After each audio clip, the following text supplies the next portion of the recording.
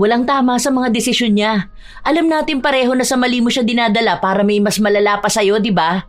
Kasi ikaw, mali-mali na ang desisyon mo sa buhay, hindi mo pa itinatama. Mas mapapanatag ka kapag alam mong yung isa mong kaibigan mas malala ang desisyon. Hindi mo tinutulungan si Remy. Dinadala mo siya sa mali. Hinihila mo siya pababa sa kung nasaan ka eh. Gusto mong itolerate ang mali niya para matolerate mo rin yung mali mo. Hindi yan ang basihan ng tunay na kaibigan. Dahil ang kaibigan, hindi hahayaan na bumagsak ang kaibigan niya dahil sa maling desisyon. Kapag may mali siyang ginawa, masaktan man siya basta itatama mo siya. Hindi yung mali na siya imamali mo palalo. Palibhasa, paano mo itatama ang isang tao kung ikaw mismo, maling-mali ang lahat ng ginagawa? Ang kapal ng mukha mo para pagsalitaan ako ng ganyan. Una sa lahat, sinusuportahan ko siya. Pinapanigan ko siya dahil yun naman ang ibig sabihin ng pagkakaibigan. Inuunawa ko kung ano yung ginagawa niya bago ko isipin na mali yun. Wala ka rin karapatan na sabihing mali ang desisyon ko sa buhay. Wala kang alam. Hindi mo alam kung anong pinagdaraanan ko araw-araw. Wala siyang maling ginagawa dahil lahat ng desisyon niya tama. Mali lang yun sa paningin ng mga taong gaya mo mapanghusga. Isa pa, naniniwala ako na minsan hindi naman kailangan ng tama o mali.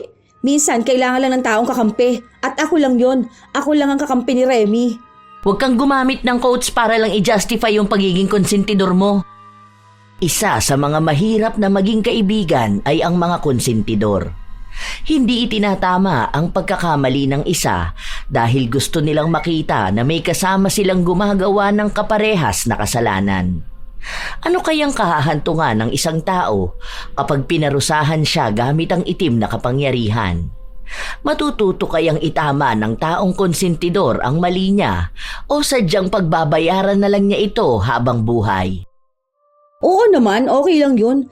Basta ako wala akong nakikitang mali sa ginawa mo. Tsaka, ano naman kung nagustuhan ka nung tao kahit na may jowa siya? Baka kamo kasalanan din ng babae. Di ba nga, ang selosang araw nun, nakakasakal naman talaga kapag may partner kang ganun, no? Kaya deserve niyang iwan. Ang sabi naman sa akin ni Pamela, na huwag ko nga raw patulan si Rob. Hindi ko na alam, naguguluhan na talaga ako. Sus! Huwag ka magpapaniwala doon kay Pamela. Alam mo yun? Kasi NBSB yun eh. Hindi nga yun na in love, diba? Kaya hindi niya gets yung ginagawa mo. Gusto mo ba si Rob? Oo, gustong gusto ko siya. Kaso paano naman may girlfriend na siya. Gusto ka rin ba ni Rob? Ang sabi niya sa akin na mas masaya nga siya kapag ako ang kasama niya kaysa yung girlfriend niya. Di ba nga 6 months nang buntis yung babae? Yun naman pala. Kung gusto mo siya at gusto ka rin niya, go mo yan, be. Malay mo, kayo naman talaga ang para sa isa't isa. Sakto lang talaga na mas nauna niyang nakilala yung babae na yun. Alam mo, ganito yan ha. Kung nagmamahalan kayong dalawa, huwag niyo nang pahirapan ng isa't isa. Bakit? Uso naman ngayon ng single mom, di ba? Ano naman na sustentuhan lang ni Rob yung babaeng na buntis niya? Kasi kung ako talaga tatanungin, wala akong nakikitang mali sa relasyon ninyo. Yung babae na yon, yung anak nila ni Rob. Ano lang yan sila, mga pagsubok sa relasyon ninyo. Pero kung mahal ninyo ang isa't isa, yon ang magpapatatag sa inyong dalawa. Huwag kayong magpapaapekto sa iba. Pansin ko naman na sang-ayon si Remy sa mga sinabi ko sa kanya. Magandang araw po pala, Lola Telang. Ako nga po pala si Celeste, isang masugid na taga-suporta sa inyong channel. Palagi po akong nakikinig sa inyo at alam ko po na isa itong kwento ko sa mga magiging mainit na usapan lalo pat aaminin ko na noon isa akong konsentidor na kaibigan. Bata pa lang kaming tatlo ni na Remy at Pamela ay magkakaibigan na kami. Sa lahat ng mga ginagawang mali ni Remy, ako lang ang taong suportado sa kanya, habang si Pamela naman ay kabaliktaran ko. Siya ang kontra sa mga ginagawa naming mali. Pero tila mas sa akin nakikinig si Remy. Katulad na lamang noong nakipagrelasyon siya sa isang lalaki na may iba ring karelasyon. Dahil sa mga sinabi ko sa kanya, pinatulan niya talaga si Rob. Iniwan ni Rob ang nobya kahit nabuntis ito. Dahil doon, nagalit din maging si Pamela sa akin. Sa dami ng advice na pwede mo ibigay sa kanya, talagang yung pagiging mga agaw pa? Sa dami ba naman ng lalaking nagkakagusto sa kanya, dun mo pa siya pinush sa lalaking magkakaroon na ng pamilya? Ano naman? Sa totoo namang mahal nilang isa't isa. Akala ko pa naman matalino ka. Sayang, hindi mo nagamit yung pagiging cum laude mo. Hoy, teka nga lang. Bakit ba nagagalit ka sa akin, ha? Advice lang ang sinabi ko kay Remy. Siya pa rin naman na magdedesisyon sa buhay niya. Hindi ko hawak ang utak niya, ha? Kung mas pinili niyang gawin yung sinabi ko, hindi ko na yun kasalanan. Pati pangangatwiran mo, balukto talaga. Sayang yung utak mo. Alam mo naman na ikaw lang ang pinakikinggan niya eh. Talagang nag-advise ka pa sa kanya ng ganun. Kaya kung ano-ano na lang maling ginawa nun eh. Dahil andyan ka para konsintihin yung mali niya. Huwag na lang tayo mag-usap kung walang kwenta rin naman ang pag-uusapan nating dalawa. Hindi ko siya kinukonsinte. Bilang kaibigan, tinutulungan ko lang siya. Palibasa, hindi ka ata namin tunay na kaibigan kaya ganyan ka. Laging kontra kung saan kami magiging masaya. Kung hindi ako tunay na kaibigan, hindi ko kayo itatama. Palibasa kabit ka kaya pati si Remy gusto mo masira ang buhay. Imbis na hatakin mo siya para sabay kayong magbagong buhay, hinahatak mo siya sa pagkakamali para may kasama kang malugmok. Aaminin ko, Lola Telang, nainis talaga ako sa mga sinabi ni Pamela. Para bang sinampal ako ng mga salita niya, pero wala akong maging palag. Dagdag pa na kahit na nag-aaway kaming dalawa, hindi siya lumulubay sa amin ni Remy. Umaabot pa sa punto na siya ang sumisira ng anumang gawain namin na tingin namin ay tunay na nagpapasaya sa amin. Isang araw, habang mag-isa ako sa bahay, dahil wala akong trabaho, nagpunta sa bahay si Remy. Bastos lang araw ako dahil sa sinagot ko yung lola ko. Matanda na raw yun. Bakit hindi ko nalang hinayaan? Paano ko naman yun hahayaan kung talaga namang nakakapikon siya? Tawagin ba naman akong kabit sa harapan ng maraming tao? Kita mo na? Sila naman pala yung mali. Hindi naman dapat ganun. Kung gusto niya ng respeto, dapat ikaw rin nire-respeto niya. Yan na nga yung point ko. Hindi nila ako magets. Sa akin pa sila nagalit. Paano, minura ko talaga yung matanda na yun. Okay lang yun. Basta para sa akin, tama yung ginawa mo. Naku, huwag kang mag-sorry sa kanila ha. Kung atakihin man sa galit ang lola mo, hindi mo yun kasalanan. Bakit ka kasi niya tatawagin kabit, di ba? Hindi naman kasal si Rob dun sa ex niya. Paano? Kasi nung nakaraan, nagpunta nga sa bahay yung babae kasi nga hindi nagbibigay ng sustento si Rob. Sa akin ginagastos. Tapos ayun, galit na galit sila sa akin. Ang kapal naman ng mukha ng babae na yun. Bakit siya hihingi ng sustento sa bata? Magastos ba yun? Di ba breastfeeding naman yung bata? Mukha ka mo siyang pera. Tapos yung pamilya mo naman kampi na kampi doon sa babae na yun. Ikaw nga tong kamag-anak nila. Isa pa, sana sinabi mo na hindi ka nila pwedeng pakialaman dahil hindi ka naman nakatira sa kanila, di ba? Hello, may sarili ka kamong bahay. Ay, buti ka pa talaga, gets mo ko. Alam mo kung ano yung side ko. Alam mo kung ano yung totoo. Hindi tulad ni Pamela. Nagkasagutan din kaming dalawa. Siya kasi una ko nilapitan eh. Kasi nga magkapit-bahay lang kami, di ba?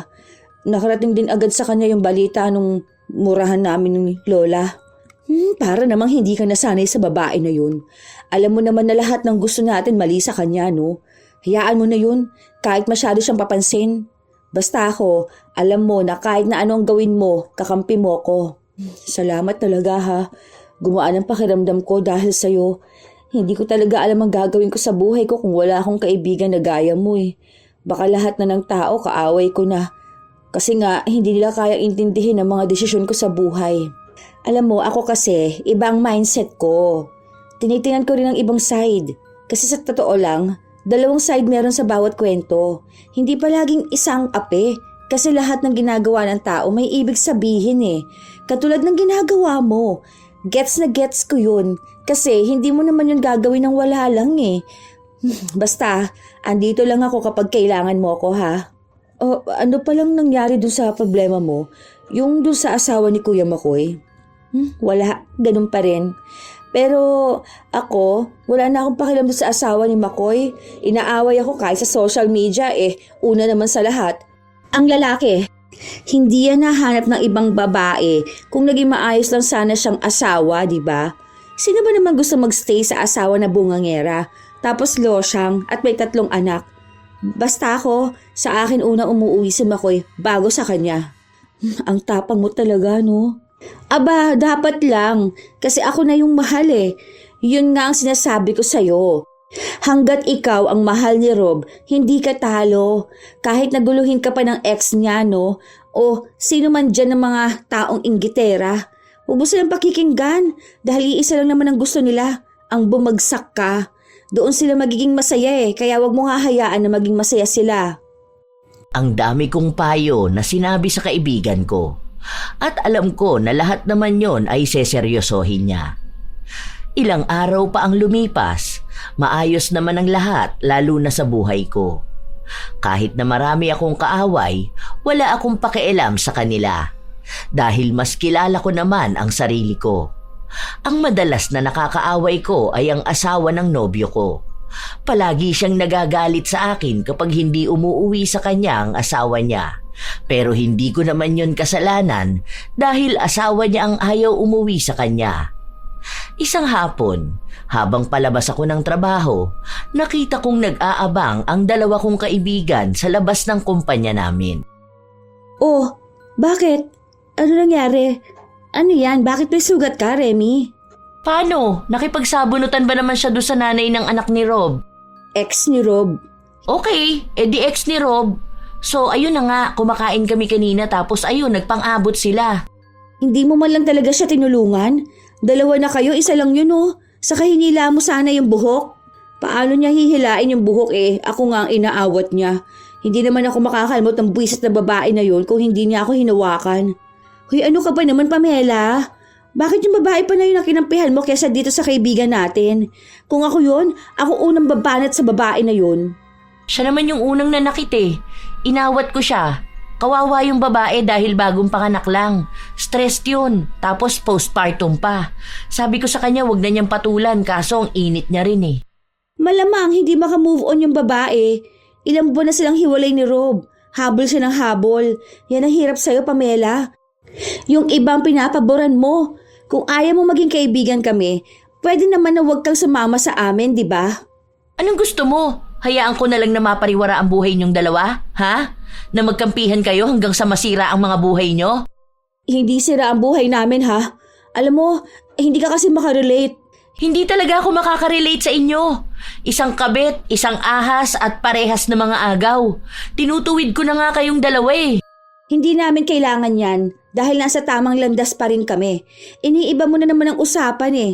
Kung ako sa'yo, Remy, resbakan mo yun. Ano, gusto mo? Alam natin bahay nun. Hindi pwedeng ganyan na hindi ka makakaganti sa ginawa niya sa'yo. Tara, sasamahan kita ngayon. Basagan ulo pala gusto niya. Pagtulungan natin yun. Mali ang ginawa niya sa'yo, nasasaktan ka dahil sa mahal ka lang ng ex niya. Ano ba? Magtigil nga kayong 2. Walang mapapalayang ginagawa nyo. Kapag pumunta kayo ron, baka kayo pang mapagtulungan. Ang dami niyang kamag-anak doon. Ewan ko kung di kayo mapunta sa barangay pareho. Panay ka lang kontra eh. Kung ayaw mo, hindi ka naman namin isasama kasi ako, gusto ko talagang resbakan yon. Hindi ako papayag na hindi malang ako makakaganti sa ginawa niya sa akin. Babalatan ko talaga yung mukha niya. Tama yan, Remy. Mas may karapatan ka magalit dahil sinaktan ka ng ganyan. Yaan mo, makakaganti tayo sa babae na yon. Huwag ka mag-alala. Kahit umabot pa to sa barangay, kakampi mo ko. Kaya kong magpatunay na may tama ka kaysa doon sa taong nanakit sa'yo. Walang palag si Pamela dahil sang-ayon kaming 2 ni Remy sa paghihiganti sa dating kasintahan ni Rob. Habang lumilipas ang araw, pinapaalala palagi ni Pamela na huwag kaming gagawa ng eskandalo na maaari ring makasira sa sarili namin. Lalo na't may reputasyon kaming iniingatan sa mga trabaho namin. Pero kahit na anong pigil niya, wala naman siyang nagawa noong sumugod kami sa bahay ng dating nobya ni Rob. Hindi ko hinayaan ang kaibigan kong masaktan dahil nakisabunot din ako. Nauwi kami sa barangay pero hindi naman lumala ang kaso namin dahil nagpatulong ako kay Makoy. May kakilala kasi siyang mas mataas sa mga tao sa barangay. Nang makauwi kami sa bahay, sobrang tuwa namin. Grabe yung sigaw niya. Ha, talagang bauntong kuko sa mukha niya eh. Ano pa ako, diba? Pagtanggal ko lang kamay ko sa buhok niya, ganito yung lagas oh. As in, tanggal talaga yun mula sa anit niya. Tama lang naman sa kanya yun, kasi nga sinaktan ka niya, diba? Hindi naman ikaw yung may mali, kundi siya. Sobrang satisfying talaga. Akala ata niya tapos na ako sa kanya nun. Paano? Si Pamela, walang ibang ginawa kundi pigilan ako. Wala rin naman siya nagawa ngayon. Kaya nga natin binalikan, kasi nga naagrabyado ka. Alam mo naman na ayoko sa lahat yung ikaw ang dehado, di ba? Talagang babalikan natin yun. Para naman makita niya ngayon kung sino kinakalaban niya. Matakot siya sa ating dalawa. Magkakampi tayo. Naipapakita talaga nung mga panahon na yon, Lola Telang, na matatag ang pagkakaibigan naming dalawa ni Remy. Dahil todo suporta ako sa kanya habang ganon din siya sa akin.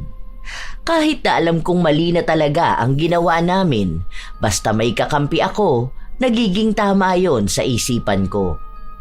Sa mga linggo na lumipas, kaming dalawa lang talaga palagi ang nag-uusap. Lahat ng ginagawa namin alam ng isa't isa. Tumigil na rin kaming makipag-ugnayan kay Pamela, pero siya talaga tong pilit ng pilit na lumapit sa amin. Noong mga panahon na yon, ayoko talagang magkaroon ng kaibigan na gaya ni Pamela, na lahat na lang ng kinikilos namin mali para sa kanya. Isang araw, wala akong pasok sa trabaho kaya ako naman ang pupunta sa bahay ni Remy. Malayo pa lang ako, dinig ko na ang sigawan sa tapat ng bahay niya. Nakita ko pang naroon si Pamela habang inaawat niya si Remy. Bago pa man ako makarating sa kinatatayuan nila, umalis na ang kaaway ng kaibigan ko. Magkaaway kayo ng hipag mo? Parang nakikisuyo ata sa kanya ipabantay yung pamangkin niya kasi pupunta lang daw ng palengke. As in saglit na saglit lang. Kaso ayun, nagsagutan sila kasi ayaw ni Remy. Oh, para dun lang? May karapatan naman siya tumanggi Anak niya yon tapos iaasa niya sa ibang tao. Sana hindi siya nag-anak kung hindi naman niya kayang alagaan, di ba? Kapal naman nun para mang-away. Nakisuyo naman ng maayos. Si Remy ang may mali. Saglit nga lang daw kasi bibili ng gamot ng bata. Kung may mapag-iiwanan lang, hindi naman daw makikisuyo. Hindi man lang pinakinggan muna ni Remy, inaway niya agad. Hindi siya ang mali. Alam mo kung sinong mali? Yung hipag niya. May anak pala siyang may sakit. Bakit hindi niya gawa ng paraan para magkaroon ng gamot, di ba? Huwag mo ngang i-invalidate ang feelings si Remy. Tama lang yung ginawa mo, be. Dapat talaga matuto kang tumanggi sa kanila. Day off ko tapos gusto niyang magbantay ako ng bata. Kaya nga hindi pa ako nagkaanak dahil ayoko na nga ng obligasyon. Tapos bibigyan niya ako. True! Kahit pa sabihin niyang pamangkin mo yun. Kapal ang mukha niya Kita mo na, Pamela. Hindi ka talaga namin tunay na friend kasi hindi mo maintindihan yung nararamdaman namin. Palibasa, people pleaser ka. Kapag may nakisuyo sa'yo, mas pinapanigan mo sila. Basta, Remy, huwag mo nang papansinin yung hipag mo na yon. Hayaan mo siya. Kahit awayin ka rin ng kuya mo, di na bali mag-cut tie sa mga toxic na tao. Talagang kinampihan mo pa siya, no? Imbis na makinig ka muna o timbangin mo yung kung ano yung tama. Kasi naman, Remy, bata pa yon tapos may sakit. Ano bang sabi sa'yo? Pakisuyo lang naman na kahit saglit, mabilis lang din siyang babalik. Papabantayan lang sa'yo yung bata kasi tulog naman. Meaning hindi ka mag-aalaga. Wala kang gagawin. Titingnan mo lang kung sakali na magising, dun ka lang kikilos. Pero sa halip na tulungan mo, inaway mo pa. Hindi dapat ganun. Oo, sige, alam ko na nag-set ka ng boundaries. Pero may pakiusap naman na hindi mo ikamamatay kung tutulong ka Isipin mo, pamangkin mo pa yun. Kailangan ka lang saglit. Masyado ba akong masama kanina? Hindi, be. Basta ako, naniniwala ako sa'yo na walang mali sa ginawa mo kanina. Tama ka. Huwag mong pakinggan niya si Pamela. Ang ginagawa niya sa'yo, parang gusto niya maging sobrang bait mo para abusuhin ka ng iba. Basta ako, wala akong nakikita mali dyan sa ginawa mo. Tama. Wala naman talaga akong mali Bakit ako makukonsensya? At talagang mas pinakinggan mo pa ang bulong ng demonyo? Hoy, hindi ako demonyo ha. Anong pinagsasabi mo dyan? Real talk lang tong mga sinasabi ko sa kaibigan natin. Bilang kaibigan, siya ang kakampihan ko. Bilang kaibigan, dapat alam mo rin kung tama o mali ang ginagawa niya.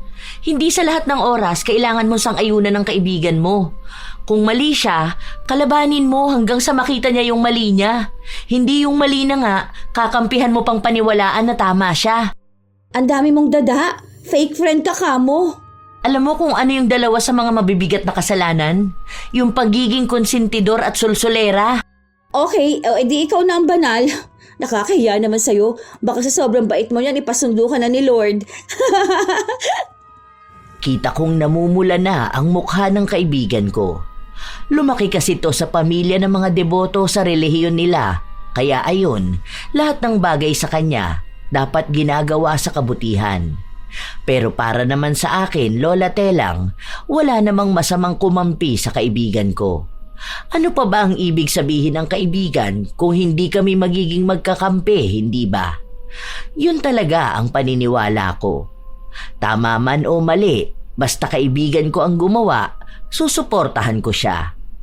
Ilang buwan ang lumipas, palagi pa rin akong nasa tabi ni Remy. Ilan mang tao ang makaaway niya, hindi ko siya iniiwan.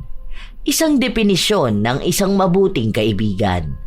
Hanggang sa ilang away ang napuntahan namin, lalo na noong muntikan na siyang sampahan ng kaso ni Rob, matapos itong kamuntikan ng saksakin ni Remy. Nakikipaghiwalay na kasi sa kanya si Rob dahil gusto na nitong bumalik sa dati nitong nobya. At sa galit ng kaibigan ko, hindi niya sinasadyang ambaan ito ng kutsilyo. Tama lang yung ginawa mo. Kahit naman sino magagalit kapag ganun eh. Isipin mo yun, niloloko ka niya. Doon pa sa ex niyang walang kwenta ka mo. Wala yan, huwag ka matakot. Hindi niya itutuloy ang kaso sa'yo. Saka, nag-amba ka lang naman eh. Tapos hindi naman din tumama sa kanya. Ibig sabihin walang kaso doon. May sugat siya. Hindi ko talaga alam yung ginagawa ko ng panahon na yun eh. Feeling ko nagdilim talaga lahat sa paligid ko. Tapos may bumubulong sa utak ko na kunin ko yung kutsilyo at isaksak ko sa kanya. Galit na galit kasi ako ng panahon na yun. Hirap talagang pigilan. Ay, mahirap talagang pigilan ng galit. Hindi mo na kasalanan yun, no? Nilabas mo lang yung nararamdaman mo. Siyang may kasalanan kung bakit mo siya nasaktan. Kung sana, naging loyal na lang siya sa'yo, di ba? Gusto ko silang sirain. Hindi pwedeng ganito. Ano? Matapos nila akong saktan, magiging masaya silang dalawa. Magiging buong pamilya nila. Full support ako sa'yo dyan, be.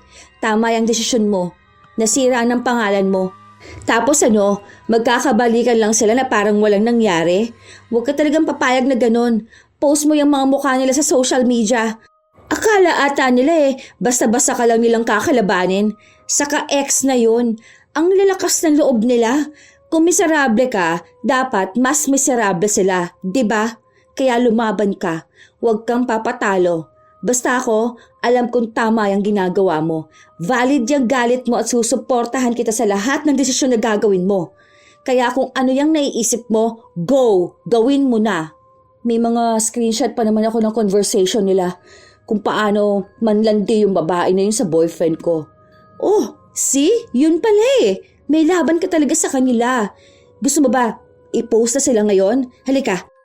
Tutulungan kitang magawa ng caption. Habang nagdedesisyon pa si Remy, dumating naman tong isa na aming kaibigan na panayang kontra. Hindi ko naman siya inaya na magpunta sa bahay, pero mukhang alam niya kung saan matatagpuan si Remy. Paano naman? Ano? Ako na lang laging lugi? Hindi naman pwede din masaya na sila ngayon dahil lang sa may anak sila. Kung hindi ba naman kasi malandi yung babae na yun Hindi naman na ako iiwan ni Rob. Inahas niya sa akin. Gusto mo maging toxic yung social media mo? Hindi ko na alam kung anong gagawin mo kapag nabash ka talaga. Una sa lahat, ikaw ang umagaw kay Rob. Malamang, kung niloko niya ang ex niya para sa'yo, kaya ka niya ring lokohin para sa taong niloko niya. Ano naman kung maging toxic siya? Minsan, kailangan din ng isang tao maging toxic para hindi lagi siyang dehado. Talagang pabor ka pa, no?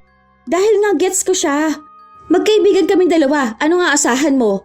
Palibasa ikaw tong hindi maintindihan yung galit ng kaibigan natin. Gets ko yung galit niya. Ang sa akin nga lang, hindi siya makaka-move on at move forward kung magpapaka-toxic siya. Magmumukha lang din siyang tanga. Anong tingin mo? Lahat ng tao kasing konsentidor mo?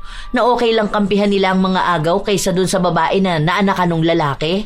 Iba na ang panahon ngayon. Mas marami pa rin makakaget sa kanya dahil babae siya na pinagpalit. Pinagpalit sa inagawan niya? Pwede ba? Huwag na kayo magtalo. Kailangan ko ng kaibigan na makakaintindi sa akin. Pero wala naman kayo ibang ginawa kundi mag-away. Kita mo? Ang kailangan niya, yung iintindihin siya. Iintindihin pero hindi ko konsintihin. Pues hindi ka namin kailangan dito. Basta Remy, tuloy mo yung balak mo. Huwag kang makinig sa taong hindi ka naiintindihan. Akala mo perfect na tao eh. Sa akin nga mas nakinig si Remy. Sa harap mismo ni Pamela ay pinost niya ang mga ebidensya ng pagiging manloloko ni Rob. Akala ko nung una talagang magagalit ang mga tao sa dating kasintahan ni Rob. Pero tama nga si Pamela. Pinagkaguluhan ang post ni Remy. May mga taong pinagmumura siya kahit na hindi naman niya kilala. Ang daming masasakit na salitang sinabi sa kanya. Dahil walang sariling desisyon ang kaibigan ko, sa akin pa rin siya lumapit. Bilang ako na ayaw tumanggap ng pagkakamali, mas pinilit ko pa rin na tama lang siya. Hindi mo naman talaga kasalanan, ano ka ba? Isa pa, yung mga nagko-comment na yan, mga hindi naman totoong account ng mga yan eh. Baka ano lang yan, ano bang tawag doon? Yung parang binabayaran para pare-parehas ang comment. Malay mo, iba dyan mga kaibigan ng babae na mas pinapaniwalaan na siyang tama. Kahit na sila naman yung nakasakit sa'yo. Ang gawin mo, patulan mo yung mga yan. Isa-isa mong komentan yan. Murahin mo rin sila ha. Hindi naman pwede na magpapatalo ka, di ba? Kaso, ang dami na rin nagbe-message sa akin. Pinagmumura nila ako. Yung iba nga pinagsusumpa ako eh. Parang gusto ko nilang burahin yung post ko. Tapos mag-deactivate na lang muna ako ng account. Ni-stress na ako eh. Hoy, huwag mong burahin ha. Paano may papahiya yung ex ng manloloko? May nababasa nga akong iba doon na kampi sa'yo. Ganun talaga mga tao. Iba sa kanila kampi sa'yo. Iba sa kanila kampi sa taong nanakit sa'yo. Pero huwag na huwag kang papa-apekto sa kanila. Dapat mas lalo kang maging matapang. Hindi ko na alam. Naguguluhan na ako. Sabi naman ni Pamela, dapat burahin ko na nga yun. Kasi may iba na pinopost yung picture ko tapos ini-edit. Umalis na lang daw muna ako sa social media. Kaya naman pala ganyan na naman ang iniisip mo eh. Dahil nakikinig ka na naman sa babae na yun. Bakit? Noong mga panahong nahihirapan ka, siya ba kasama mo? Ako naman, di ba? Sa mga away na pinupuntahan mo, mas pinagtatanggol kita, di ba? Yan kasing sing Pamela, naniniwala yan na kapag inapi ka, tatahimik ka na lang dapat. Pero hindi yun ganun. Akin ay account mo. Ilagin mo dito sa akin. Akong sasagot sa mga nagsasabi ng masama sa'yo. Mag-post pa ako ng kung ano-ano para mas lalong mainis yung ex mo sa'yo. Send mo sa akin mga picture nyo. Huwag na lang muna. Hindi yan. Basta, alam mong tamang ginagawa mo, huwag kang matatakot. Saka magkakampi tayong dalawa, no? Bilang kaibigan, ayoko na dedehado ka. Noong una, Lola Telang, ayaw talagang pumayag ni Remy. Hindi ko alam kung anong sinabi sa kanya ni Pamela dahil alam kong mas malapit yon sa kanya, mas madali silang magkita. Baka nilalaso ni Pamela ang utak ni Remy para tumigil maghiganti sa taong nanakit sa kanya. Noong maibigay sa akin ni Remy ang account niya, saka ako gumawa ng mas maraming paninira sa babae at kay Rob. Kung ano-anong kwento rin ang ginawa ko. Lumakas ang hatak noon sa mga tao. Ang daming nakakakita at nakakabasa hanggang umabot sa punto na naipabarangay si Remy. Dahil nga suportado ko ang kaibigan ko, sumama ako. Pero nung nilatagan siya ng batas na nagsasabi na maaari siyang makulong kapag ipinagpatuloy niya ang pagpopost sa dating kasintahan, bigla na lang siyang umatras. Sinabi niya na buburahin na lang niya ang mga yon. May pinirmahan din silang kasunduan na kahit na kailan ay hindi na siya maninira sa social media. Ako naman, Lola Telang, ang nainis. Dahil bakit siya papayag na manahimik na lang? Nung makauwi kami sa bahay niya, doon kami nagkaroon ng pagtatalo, lalo na't naroroon si Pamela. Natakot ka kasi. Hindi naman dapat ikaw ang mag-sorry sa kanila eh. Sila dapat na humingi ng tawad sa'yo. Tama lang naman yung ginawa niya eh. May mali sila at may mali din siya. Ang sabi ko naman kasi sa inyo, huwag nyo nang gawin eh. Isa ka pa. Ikaw ang dahilan kaya hindi mahaganti tong kaibigan natin eh. Kasi hindi naman lahat ng bagay kailangan mong ipaghiganti. Kung may malimang nagawa ang isang tao sa kanya, ipagdasal na lang niya. Kung talagang mapaparusahan yun, huwag na niyang idaan sa mga kamay niya. Hayaan niyang langit ang gumawa nun. Pero dapat magsisi na rin siya sa nagawa niyang mali. Alam naman natin na una siyang nagkamali, di ba? Hindi nga siya mali. Walang mali sa mga naging desisyon niya. Tumigil ka nga, Celeste. Kaya pa iba-iba ang desisyon ni Remy eh. Alam mo na nga na wala yung sariling desisyon. Mas pinapakinggan niya yung sasabihin ng kaibigan niya. Buti sana kung mabuting kaibigan ang pinakikinggan niya. Ikaw ang tumigil. Dahil para sa akin, tama lahat ng desisyon niya. Walang tama sa mga desisyon niya. Alam natin pareho na sa mali mo siya dinadala para may mas malala pa sa'yo, di ba? Kasi ikaw, mali-mali na ang desisyon mo sa buhay, hindi mo pa itinatama. Mas mapapanatag ka kapag alam mong yung isa mong kaibigan, mas malala ang desisyon. Hindi mo tinutulungan si Remy. Dinadala mo siya sa mali. Hinihila mo siya pababa sa kung nasaan ka eh. Gusto mong itolerate ang mali niya para matolerate mo rin yung mali mo. Hindi yan ang basihan ng tunay na kaibigan. Dahil ang kaibigan, hindi hahayaan na bumagsak ang kaibigan niya dahil sa maling desisyon. Kapag may mali siyang ginawa, masaktan man siya basta itatama mo siya. Hindi yung mali na siya imamali mo palalo. Palibhasa, paano mo itatama ang isang tao kung ikaw mismo, maling-mali ang lahat ng ginagawa? Ang kapal ng mukha mo para pagsalitaan ako ng ganyan. Una sa lahat, sinusuportahan ko siya. Pinapanigan ko siya dahil yun naman ang ibig sabihin ng pagkakaibigan. Inuunawa ko kung ano yung ginagawa niya bago ko isipin na mali yun. Wala ka rin karapatan na sabihing mali ang desisyon ko sa buhay. Wala kang alam. Hindi mo alam kung anong pinagdaraanan ko araw-araw. Wala siyang maling ginagawa dahil lahat ng desisyon niya tama. Mali lang yun sa paningin ng mga taong gaya mong mapanghusga. Isa pa, naniniwala ako na minsan hindi naman kailangan ng tama o mali. Mas kailangan lang ng taong kakampi. At ako lang yon. Ako lang ang kakampi ni Remy. Huwag kang gumamit ng quotes para lang i-justify yung pagiging konsentidor mo. Please lang kung nag-aaway kayo dahil sa akin, tumigil na kayo. Hindi ako judgmental. Totoo lang ang sinasabi ko sa'yo. Hindi ka pa rin talaga tapos, no? Ano bang gusto mong pag-usapan natin, ha? Sige, pag-usapan natin yan ngayon para tumigil ka na. Wala naman akong ibang gustong sabihin. Wala?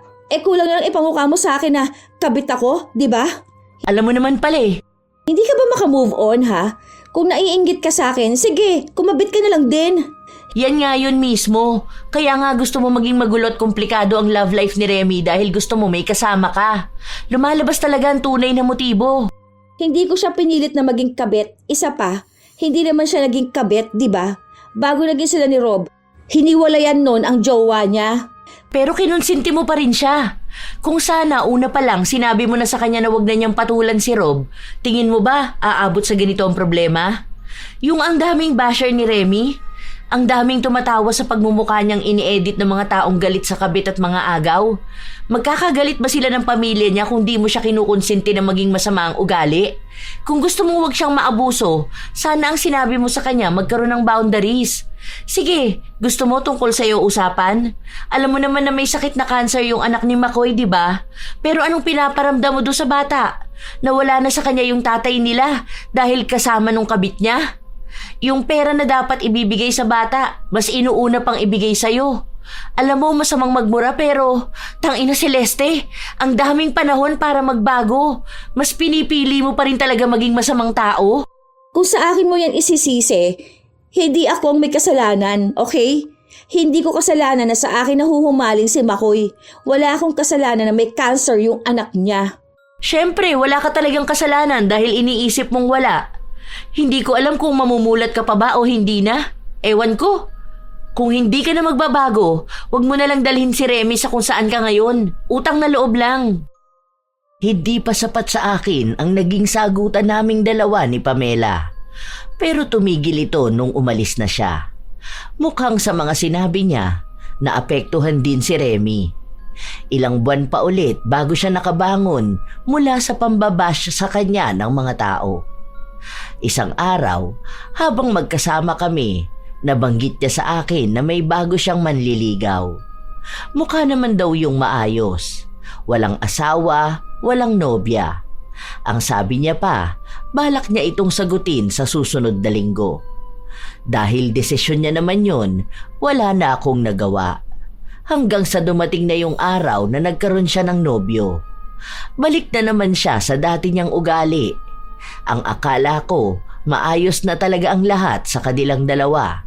Hanggang sa inaya ko siyang magpunta sa bar dahil nag-aaya ang isa kong barkada. Hindi ko inaya si Pamela. Naiinis pa rin kasi ako sa kanya hanggang ngayon. Saka hindi naman yun nagiinom, di ba? Oo nga pala, buti nilang pumayag yung jowa mo na sumama ka. Tumakas lang ako. Bahala siya sa buhay niya. Basta kung sakali man na mag-chat yun sa'yo, kasi nga pinatay ko yung phone ko eh. Huwag mo sabihin na magkasama tayong dalawa ha. Ang higpit niya naman sa akin kasi ayaw niya na akong lumabas katulad nito. Ayun na nga, tumatawag siya sa akin pero hindi ko to sasagutin. Chat ko na lang siya, sabihin ko natutulog na ako. O yan, nagtanong na siya kung magkasama tayo. Akong bahala sa'yo. Pwede ko namang sabihin sa kanya na nasa bahay ka lang. Hindi naman siguro yung nagpunta dun sa inyo, no? O, ayan, okay na. Sinisigurado niya lang daw kasi nga magkaaway kayo, baka raw umalis ka. Salamat ha. Buti na lang talaga sa'yo yung nagtatanong. Hindi rin naman kasi alam ni Pamela kung nasaan ako eh. Dami mo palang friend na iba. Sino yung lalaking naka-blue? Yung isa, yun ho, yung matangkad. Bet mo ba? Si Joseph yan. Pogi no? Alam ko ganyan ang tipo mo eh. Tisoy tapos matangkad. Sana una pa lang pinakilala mo na sa akin bago pa ako nagkaroon ng boyfriend. Uy, bakit ngayon may boyfriend ka? Hindi na ba pwede? Madali lang yan maitatago, no? Akong bahala sa'yo. Sagot kita. Nagkaroon sila ng relasyon ni Joseph kahit na may nobyo si Remy. Sa tuwing nagkikita sila, ang sinasabi ko sa nobyo ni Remy ay kaming dalawa ang magkasama.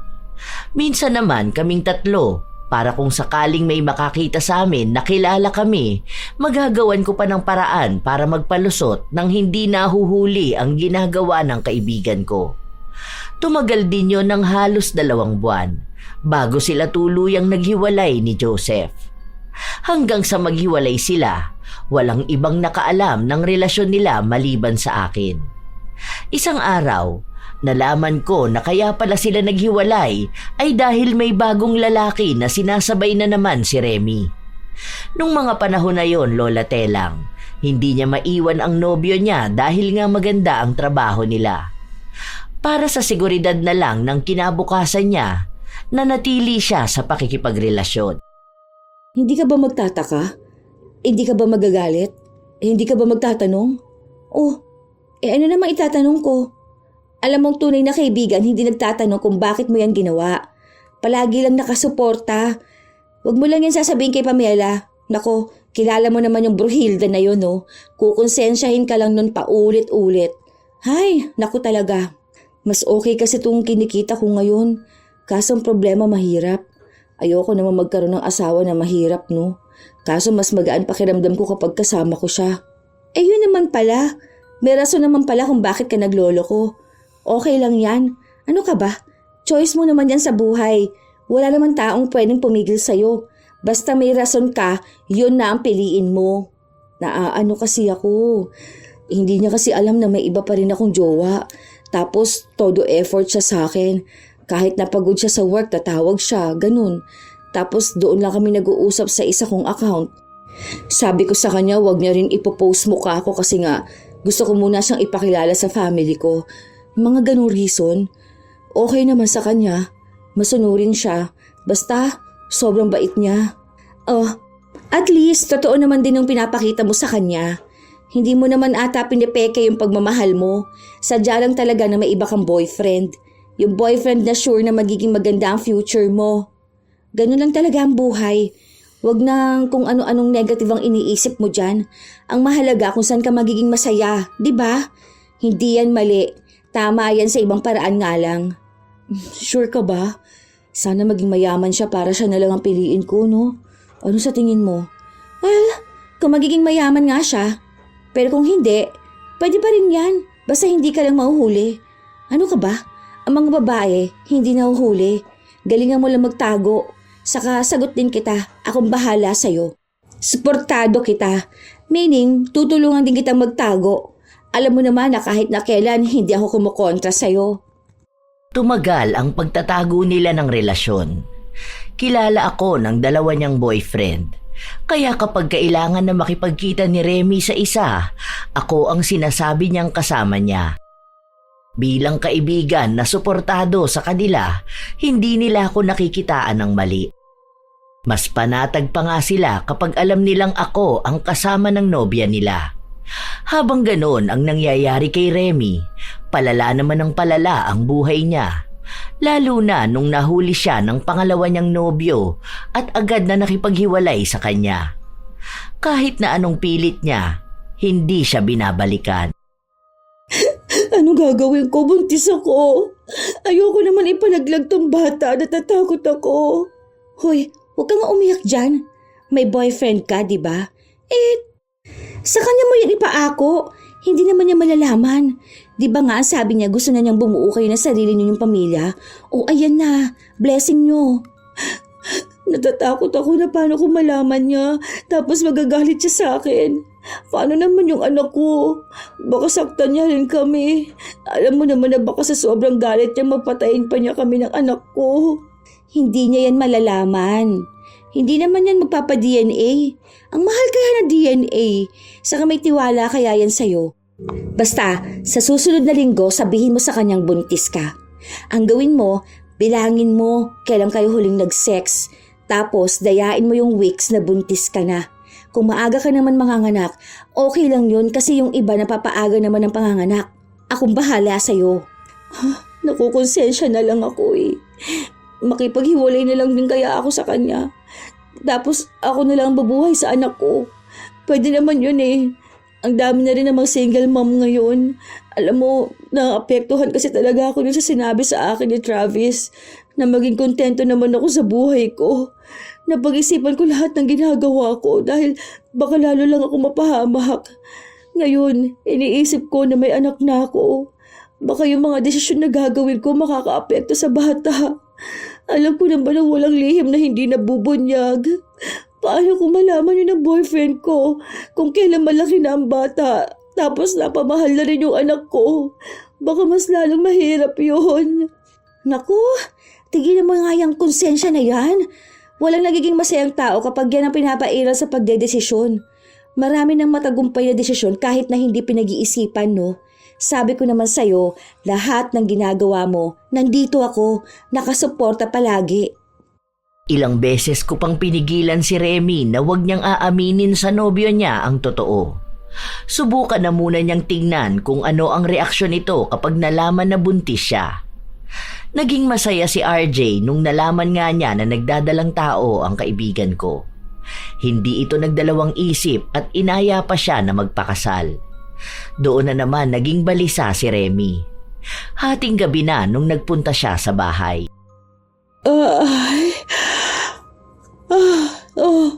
Ang aga mo naman. Sarap ng panaginip ko. Bakit ba? Talagang hindi na ito mapagpapabukas, ano? Gaano ba ito kaseryoso, ha? Huwag ko na lang kaya ituloy yung pagpapakasal. Naawa ako kay RJ. Kinakabahan pa ako. Alam na rin kasi ni Travis na buntis ako. Tapos nagtatanong siya sa akin kung siya ba ang tatay ng anak ko. Ano gagawin ko? Wala naman ako mapagsabihan nito eh. Kaya nagpunta na ako rito kahit na ganitong oras. Ayoko sabihin kay Pamela dahil aawain lang ako noon eh. Paano ko sabihin ko kay Travis? Baka magkabalikan kami. Pero paano naman si RJ? Ay, nalilito ka pa talaga? Madali lang naman yan. Kung papayag na maging kabit si Travis, ganito ang gawin mo. Kausapin mo si Travis. Tapos sasabihin mo sa kanya kung siya ba ang ama, anong gagawin niya. Kung gusto niya maging masaya kayong pamilya, sabihin mo sa kanya na maging mayaman na muna siya dahil hindi niya maibibigay ang pangangailangan mo at ng bata. Kung cashier lang siya sa Save More. Magpapakasal ka kamo kay RJ dahil yon kaya magbigay ng malaking pera para sa bata. Kung gusto niya pa rin makita ang anak niya, pwede naman kaso palihim kamo. Kung gusto niyo, pwede ko kayong tulungan. Sige, kahit dito na lang kayo sa bahay ko magkita. Para kahit papaano may paalam ka kay RJ na bibisita lang kayo sa bahay ko. Okay lang sa akin yun. Mas madali ko pa kayo mapagtatakpan. Hindi ko na alam. Nalilito na ako. Ayokong gumastos ng malaki si RJ sa kasal namin. Tapos gagastos pa siya sa bata. Tapos malalaman niya lang na hindi niya anak. Natatakot ako na paano kung lalong masira ang buhay ko. Para namang sinabi mo sa akin na akong makakasira sa buhay mo. Tinutulungan na nga kita. Binibigyan kita ng mas magandang advice dahil alam ko na ito lang din ang kailangan mo. 'Di ba? Huwag ka na magdalawang isip. Maikli lang ang buhay para mag-worry ka. Go ka na dyan kung saan ka magiging masaya. Kahit na mali pa ang nakikita nila kung yun naman ang tama para sa nararamdaman mo. Basta, alam ko na ikaw ang nagdesisyon. Support lang ako. Bahala na sa future, 'di ba? Pumayag si Remy nung mga panahon na yon, Lola Telang. Ilang buwan lang din ay kinasal silang dalawa ni RJ. Hindi pa siya nanganganak noon at kahit nakasal na sila, ginawa nga nilang tagpuan ang bahay ko. Hindi ko alam kung paano napapayag ni Remy yung isa niyang nobyo. Siguro dahil tama nga ang sinabi ko na mas mabibigyan ng magandang buhay ni RJ ang bata dahil sa mas may kaya ito sa buhay. Pero hindi nagtagal, nalaman ni Pamela ang desisyon ng kaibigan namin at sumugod siya sa bahay para awayin ako. At talagang pumayag ka pa na gamitin ang bahay mo?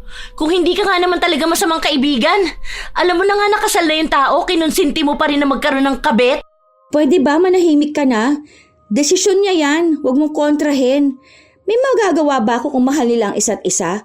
Sumusuporta lang ako, sinusunod niya lang kung anong sinisigaw ng puso niya. Kaysa naman mahirapan at magdusa siya, ayoko naman mangyari yon kaya hinayaan ko na lang siya. Baliw ka na nga talaga! Hindi na maayos yung utak mo! Wala na! Sobrang gulo na ng buhay ni Remy. Hamak na mas magulo na kaysa sayo. Pero push ka pa rin ng push para kahit paano, mas mababaw pa ang kasalanan mo. Ang hindi mo alam, napakasama niyang ginagawa mo! Walang relihiyosong tao rito maliban sa'yo, okay? Kaya tigilan mo kami. Kung hindi mo maatim, huwag mong isipin. Hindi ka naman namin pinipilit eh. Huwag mong tanggapin. Pabayaan mo. Sasabihin ko to kay RJ. Hindi niya anak yung pinagbubuntis ni Remy. Pinakasalan siya tapos ngayon kinukonsinti ng kaibigan niya para magkaroon ng kabit. Ewan ko kung anong mangyari sa inyo. Sobra na tong pangungonsinti mo, Celeste. May buhay na nasisira. Hindi na kailangan ng kaaway para makasira ng buhay. Dahil kung may kaibigang gaya mo, panigurado habang buhay na magsisisi ang taong makikinig sa mga payo mo. Akala ko noon nagbabanta lang si Pamela. Kasi dati kapag may sinasabi siya, hindi niya ginagawa. Pero nung panahon na yon, siya mismo ang nagsabi kay RJ at nagkahulihan lahat nung sumugod silang dalawa sa bahay kung saan naroon din sina Travis at Remy. Galit na galit si RJ. Halos isumpa niya kami. Hindi raw siya makikipaghiwalay pero sisiguraduhin niyang makukulong si Remy at ipapabugbog niya si Travis hanggang sa mamatay ito. Sa takot ni Travis, tumakas siya. Hindi na siya makontak ng kaibigan ko. Kahit daw pamilya niya, hindi na alam kung nasaan siya. Sobrang gulo ng buhay ni Remy. Halatang stress na siya dahil nangangayayat siya. Ano nang gagawin ko ngayon? Hindi ko na alam. Ang gulo na ng utak ko. Umuusad na yung sinasampang kaso sa akin ni RJ. Gusto niya talaga akong gipitin at parusahan. Mahal ka pa nun. Ang gawin mo, lambingin mo na lang siya. Sabihin mo na magsimula kayo ng bagong buhay. Sabihin mo sa kanya hindi naman mali yung ginawa mo. Naunahan ka lang ng emosyon mo. Alam na nga lang hindi sa kanya tong bata eh. Gagamitin niya pa sa akin. Ang sabi niya kapag nanganak daw ako sa kulungan, kukunin niya yung bata. Pero hindi niya ituturing na anak. Yung anak ko naman parurusahan niya dito sa labas. Kakawawain niya yung bata. Hindi yan. Imposible namang gawin niya yun. Bata yan, walang kasalanan. Hindi naman siguro ganun kasama si RJ, no? Tinatakot ka lang talaga nun. Hindi mo na nga dapat kailangan magpaliwanag eh, dahil hindi naman niya alam ang pinagdaraanan mo. Kung tutuusin, dapat nga mas tanggap ka pa niya. Mamaya kapag siya nagkaroon ng babae, may chance na patawarin mo. Sa nagkataong ikaw ang nauna, di ba? Kasi kung siya man ang nasa sitwasyon mo, gagawin niya rin yung maghanap ng iba. Okay lang yan. Push mo pa siya, babalik yan sa'yo. Sumusuko na sa buhay si Remy, lalo pat seryoso nga si RJ sa ginagawa niya. Gusto nga rin akong sampahan ng kaso bilang ako ang nagpursigi sa dalawa na lokohin siya pero wala siyang maikaso sa akin. Sa mga araw na lumipas, nabalitaan ko na sa sobrang stress ni Remy, napaanak siya ng maaga. 7 months ang bata at critical din ang kondisyon. Ilang linggo lang din ay namatay ito. Simula nun, walang ibang ginawa si Remy kundi ang umiyak ng umiyak. Ayoko na. Hindi ko na alam nangyayari sa buhay ko. Nagkandaletse-letse na. Para na ako mababaliw. Hindi ko na alam kung may direksyon pa ba ako. Kung sana una pa lang sa akin ka nakinig, hindi yan mangyayari sa'yo. Ayoko sisihin ka, pero wala na eh. Andyan na yan. Ang kailangan mo nalang gawin, itama ang buhay mo. Ang iwan kung ano yung mali mong nagawa noon. Alam kong mahirap yan, pero kailangan mong maging matapang ngayon. Hindi pwedeng maging duwag ka, tapos hahanap ka na naman ng mga salitang babagay sa mga mali mong gawa. Huwag ka na rin humanap ng kakampi mong imbis na dalhin ka sa tama, itutulak ka pa sa mali. Ayan, wala ka ng anak kay Travis. Pwede mo nang balikan niyang si RJ. Siguro naman tatanggapin ka na niya, di ba? Mahal ka naman niya, mapapatawad ka niya. Ayan ka na naman. Hindi naman pagdamay ang ginagawa mo. Pinagsasabihan ko na nga para mapunta sa tuwid na landas eh.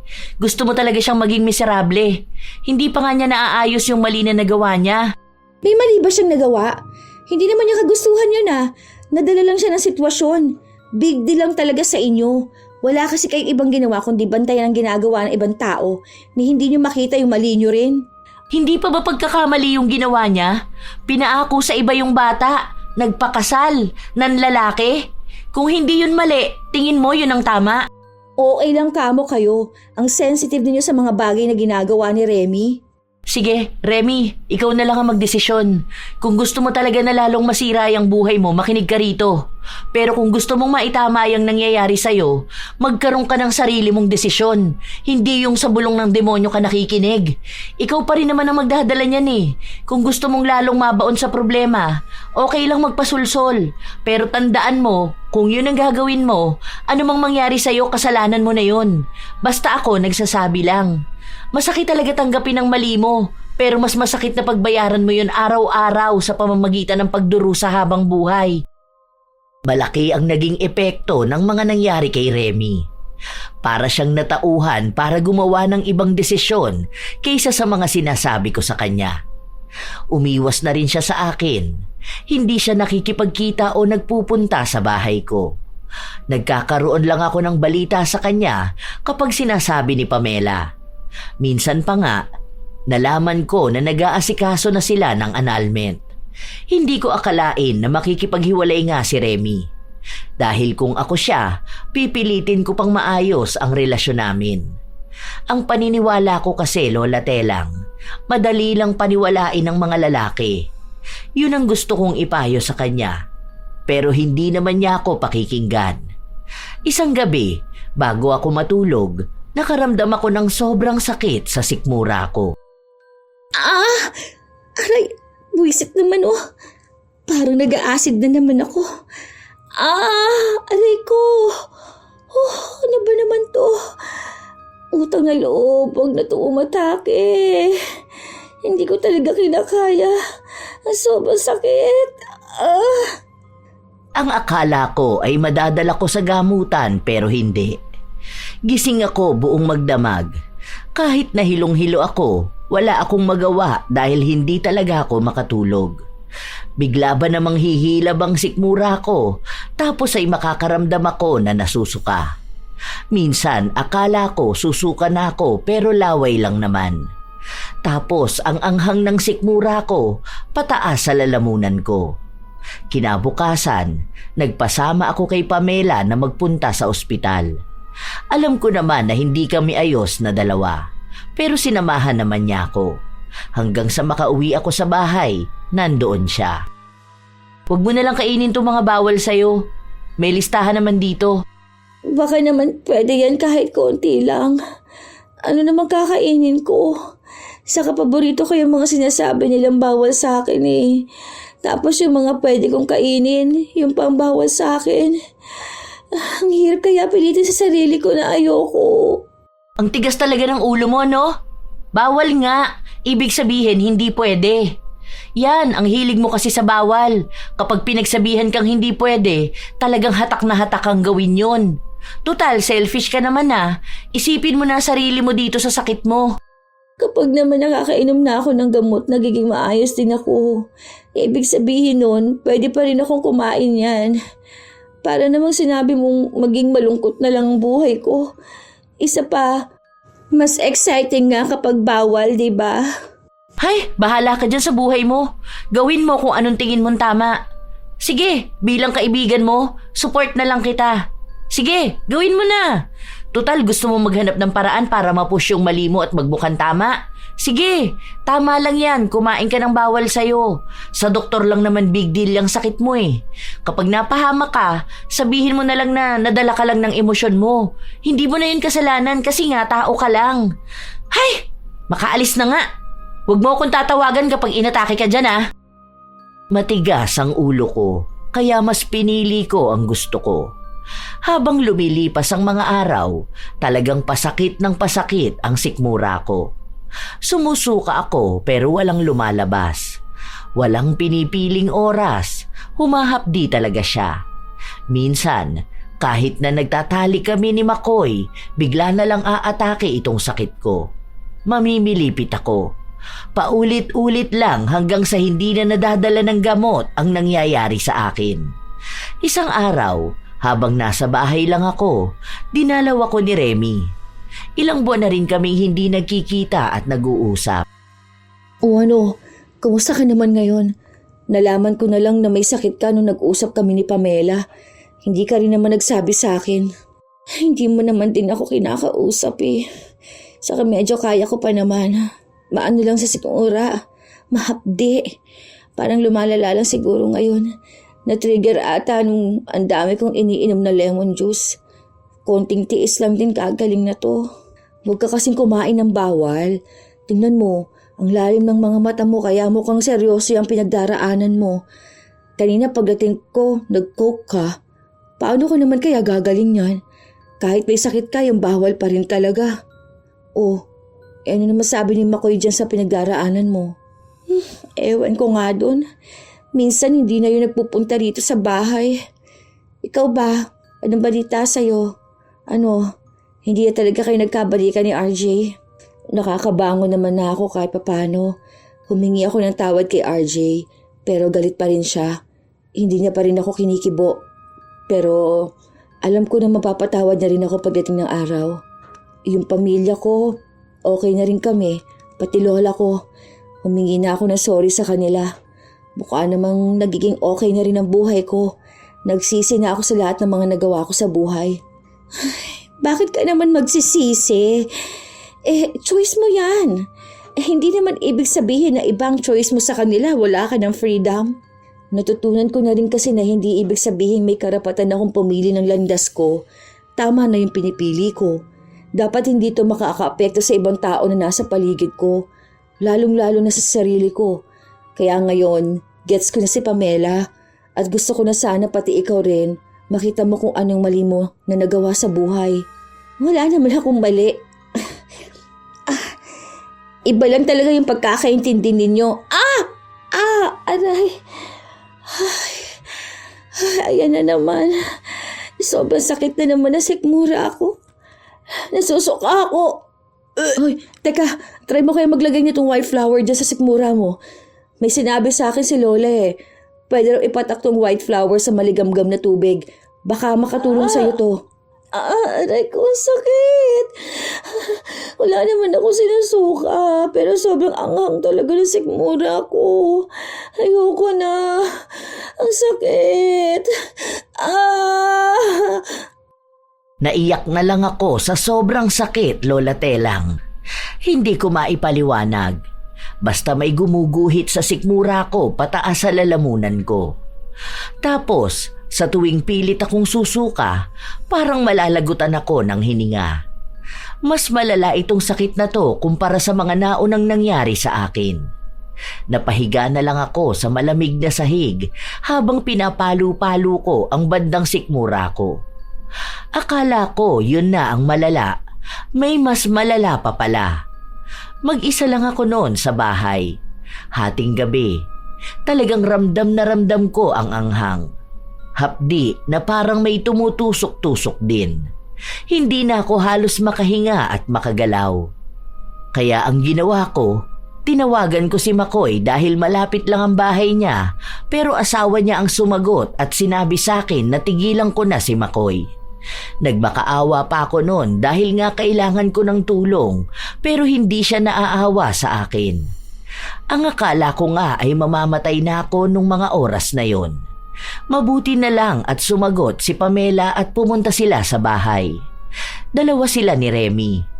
Hindi nila ako dinala sa ospital, kung ano-ano na lang na pwedeng paraan para kahit paano mabawasan ang sakit na nararamdaman ko. Nakakatulong ba tong hot compress? Medyo, ang sakit talaga. Hindi ko kinakaya. Bakit kaya ganito to, no? Nung last check-up ko naman wala naman silang nakitang mali. Huwag ka na lang muna kumain ng kung ano-ano ha. Tingnan mo, paano yan kapag ganyan na mag-isa ka lang? Paano kung di kami agad makapunta? Ano na lang ang mangyayari sa'yo? Tinawagan ko nga si Makoy, kaso ayun, asawa kasing nakasagot. Nakakainis din yung babae na yun eh. Alam na nga niyang may sakit ako. Hindi pa pinapunta si Makoy. Hindi mo pa pala talaga alam?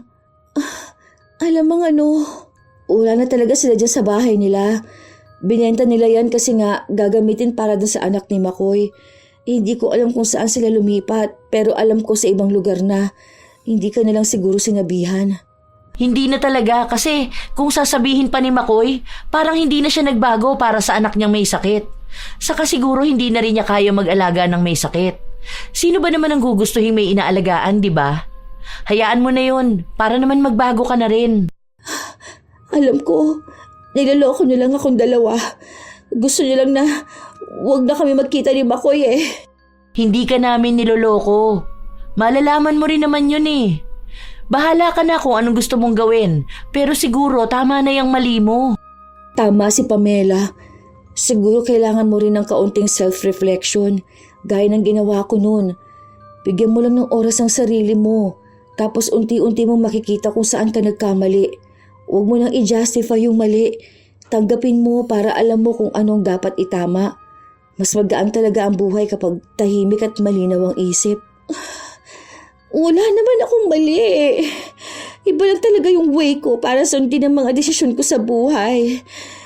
Sabihin na natin may natamaan akong feelings. Hindi naman malaking bagay yun. Yan mismo ang kailangan mong maayos. Yung ganyang mindset. Hindi ako naniwala sa kanila na umalis na nga si Makoy. Ilang beses akong tumawag sa kanya pero hindi siya sumasagot sa akin. Kahit na hirap na ako, nagpunta ako sa bahay nila at wala nang ang tao roon. Hindi ko rin alam kung sino ang lalapitan ko. Kaya ang ginawa ko na lang, nagtangka akong mag-post sa social media pero napigilan ako matapos na sumakit na naman ang sikmura ko. Panay pagduwal, wala namang sinusuka. Wala akong matawagan nung mga panahon na yon, Lola Telang. Kaya ang nangyari, sarili ko lang ang nakapitan ko. Napahinga pa nga ako sa loob ng banyo dahil pinipilit kong sumuka. Hindi ko alam kung anong nangyari sa akin dahil bigla na lang din ang daming realization. Natulala ako sa kisame. Bumalik sa akin lahat ng mga ginawa ko noon. Hindi lang sa sarili ko, kundi pati yung mga pangungunsinti ko sa kaibigan ko hanggang sa nasira ang buhay niya. Tunay na mas naging magulo ang buhay ni Remy kumpara sa akin. Pero kung titingnan, mas maayos na ang kanya kaysa sa akin ngayon. Hindi ko alam kung paano ako natauhan na baka nga tama sila. Hanggang sa pinilit ko ang sarili kong tumayo. Mahirap pero nakaya ko. Ilang araw din akong walang ibang kinausap. Mag-isa ako sa bahay. Nawala ng trabaho pero hindi naman yun naging problema dahil marami naman akong ipon. Habang mag-isa ako, binalikan ko rin yung mga nagawa ko noon hanggang sa tinanggap ko na nga na may pagkakamali ako. Isang araw, hindi ko naman iniimbitahan ng dalawa kong kaibigan pero nagpunta sila sa bahay. Ano, kumusta ka na? Sobrang sakit pa rin ba? Hindi pa rin maayos yung sasakit ko. Pero meron akong realization. Tama nga kayo. Kahanap ko ng dahilan para makitang tama ang mga mali ko. Mas lalo lang din akong lumubog. Kaya Romy, I'm sorry ha. Ako talagang dahilan kung bakit nagkanda leche-leche ang buhay mo. Akala ko kasi kapag kaibigan, dapat suportahan. Hindi pala sa lahat ng bagay. Lalo na kung may kinalaman ito sa pagiging masama. Kaya sorry talaga. Sa'yo rin, Pamela. Ang dami na nating naging away. Tapos, friends pa rin tayo. Ikaw ang nai-stress sa amin. Sa akin, wala na yun. Kasi alam ko rin naman na may mali ako sa sarili ko. Alam ko na mali yung ginagawa ko. Tapos naghahanap ako ng taong sasabihing tama yun. Pero masaya na ako ngayon na alam na natin kung ano yung nagawa nating mali. At alam na rin natin kung paano natin yun maitatama. Basta sa akin, masaya na akong makita na hindi kayo naghahanap ng kung ano-anong kasabihan para lang paniwalaan na tama ang mali nyo. Sana nga totoo na yung pagbabago nyo. Basta ako, andito ako para awayin kayo kapag alam kong gumagawa na naman kayo ng kasalanan. Kahit nahirap ako, natawa pa rin ako sa sinabi ng kaibigan ko. Sa totoo lang po, Lola Telang, doon ko napatunayan kung ano ba ang ibig sabihin ng tunay na suporta ng kaibigan. Hindi ito suporta na sisira sa buhay mo, kundi suporta na magtutuwid sa iyo mula sa pagkakamali mo. Ilang linggo pa ang nakalipas, hindi pa rin ako gumagaling. Walang makatukoy kung ano ba talaga ang sakit ko hanggang sa isa sa kapitbahay ko ang nagsabi na baka naman pinapakulam ako. Hindi ako naniwala noong una pero dahil may kakilala siyang albularyo, tinulungan niya ako. Pinapunta niya sa bahay. Doon ko nalaman na pinakulam nga ako. Hindi nga lang matukoy kung sino ba ang gumawa nun. Hindi rin naman ako pwedeng basta na lang magbibintang ng tao. Nang matapos niya akong orasyonan, tinuro niya ang ibang dapat kong gawin para tuluyang mawala ang kulam sa akin. Siguro, halos kalahating taon din ang inabot bago ako naging maayos. Ganon katagal, Lola Telang. Pero sa mga panahon na yon, nakakakilos naman na ako. Nung umayos na ako, nagkaroon ako ng bagong trabaho. Nakakilala ng iba't ibang tao. Nakarinig ng iba't ibang kwento. Noon, kapag nakakarinig ako ng kwento ng ibang tao tungkol sa mali nilang ginagawa, kahit hindi ko kaibigan ay sinusuportahan ko. Ngayon, alam ko na kung paano sila pagsabihan. Nasa kanila na lang yun kung tama ang pakikinggan o kung itutuloy ang mali. Isang araw, muli na naman kaming nagkita na magkakaibigan. Pero at least, okay ka na, di ba? Oo nga, may nagkakagusto nga sa akin ngayon. Ay, kaloka, may asawa. Ewan ko, mukha ba talaga akong pangkabit? Same lang ata tayo. Yung katrabaho ko may girlfriend naman. Parang ganun lang kay Rob. Buntis yung babae tapos gustong iwan para sa akin. Binara ko nga siya. Kapal naman ang mukha niya para isipin na pwede niya ako maging jowa, di ba? Tapos na ako sa ganyan, no? Aba, mukha tayong sinusubok na naman Kung kailan nagbabago, parang gusto yatang tignan kung totoo nga na hindi na tayo tulad noon. Buti, sobrang strong na natin ngayon. Aba, kapag talaga pinatulan mo yung lalaki na yon, ako mismo sasampal sa'yo at kakaladkad. Kahit ikaw Kapag naging kabit ka na naman, susugod ako sa office nyo at sasabunutan talaga kita. Dapat doon na tayo sa taong mahal tayo at tanggap tayo kung ano yung iniwan nating pagkakamali noon. Nakakatuwa naman kayo. Akalain niyo yun, kayo na mismo ang tumatanggi, hindi yung kayo ang nagkakampihan. Buti naman. Salamat naman naging matinurin kayo. May himala pa rin pala. May pag-asa pa pala na magbago kayo. Maging ako naman, Lola Telang, tuwang-tuwa na nagbago ako. Simula noon, ang dami pa ring tukso pero mas kaya ko na tong iwasan. Hanggang ngayon sa kasalukuyan, misteryo pa rin sa akin kung sino ba ang nagpakulam sa akin o kung ano ba ang intensyon niya. Pero mukha namang nakatulong talaga yun sa akin. Ngayon, may asawa na ako, maging sina Remy at Pamela. May isa na rin po akong anak, Lola Telang. At isa lang talaga ang masasabi ko. Wala talagang magandang maidudulot ang pagiging konsentidor. Minsan, hindi talaga maiiwasan na makakilala ng taong konsentidor. Tipong kaibigan na kahit alam nilang mali ka ay kakampihan ka para lang mapanatili ang maayos na samahan o pagkakaibigan. Ang ganitong mga kasama, kahit kailan ay hindi nakakatulong sa paglago bilang isang tao. Kapag sobra kanilang inaalalayan sa maling direksyon, nawawala ang pagkakataong matuto ka sa pagkakamali mo at makita ang mga dapat mong baguhin. Mas mabuti pa ring piliin ang mga taong marunong magsabi ng totoo ng may respeto. Kaibigan na handang tumayo sa tabi mo, pero kaya ka ring sitahin kapag lumilihis ka sa tama. Dahil ang tunay na kaibigan, hindi takot magsabi kung mali ka. Lalo na kung makakatulong yon sa paghubog ng mas mabuting bersyon mo. At kung may makilala ka mang konsentidor, tandaan mo na hindi mo kailangang umasa sa kanila para sa pagtanggap. Ikaw mismo ang dapat marunong magsuri, tumanggap ng pagkakamali at ayusin ang dapat ayusin. Walang masama sa pagkakamali, pero mali kapag pinipili mong manatili doon.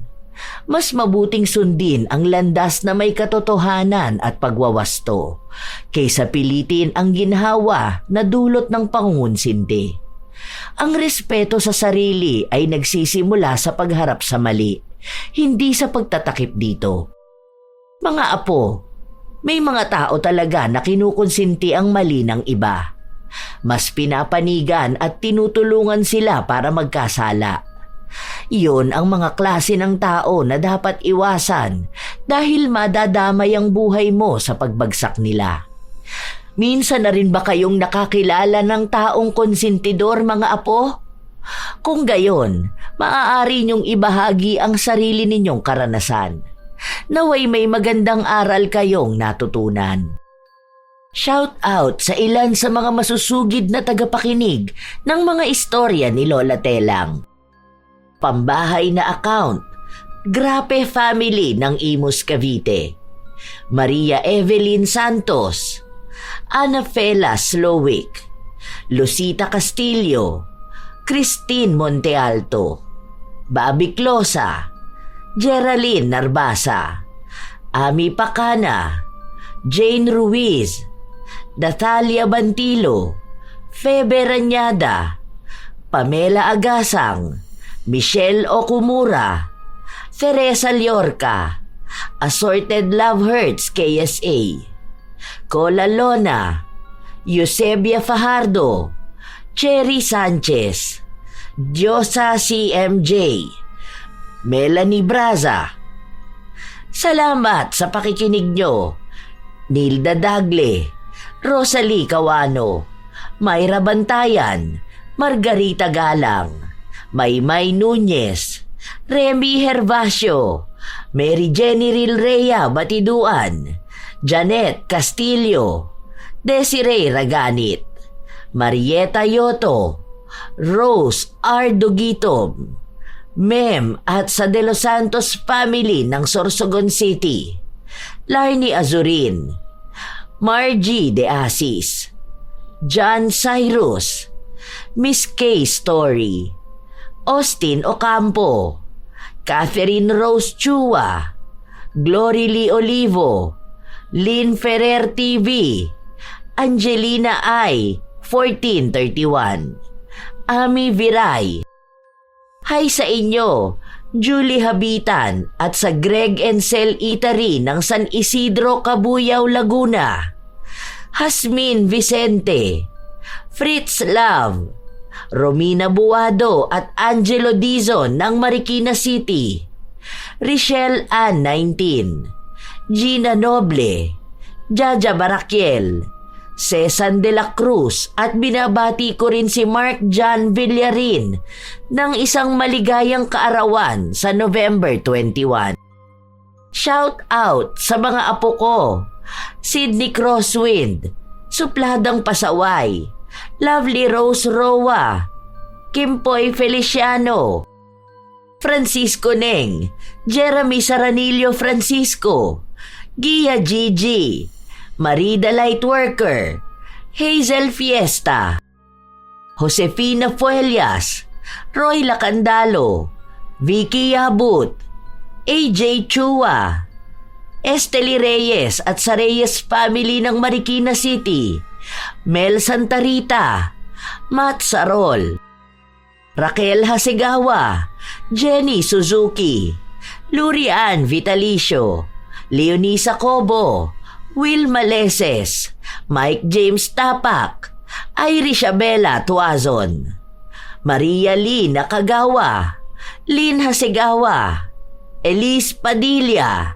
Lydia Lopez, Gemstone Claro, Lance MBB, Rosalina Bugayong, Ami Yong, Ami Bag, Angelina Ignacio, sa buong Team Manok ng Amsik Angeles City, Pampanga, Ray Galedo at sa Galedo family ng Kabuyaw, Laguna, Arvid Shane Hoiberg Channel, Gaminil Francisco at Dadanil Francisco, Pureza Tagiwalo, Rachel Whitney, Alma Naong, Jennifer Makasinag, Jaime Constantino, Mil Rose Demate, Razon Yao, Robert Crimen, Cherry May Libiran, Roslyn Mangilin. Ito ang inyong Lola Telang at maraming salamat sa palagi ninyong pagsubaybay at pakikinig, mga apo.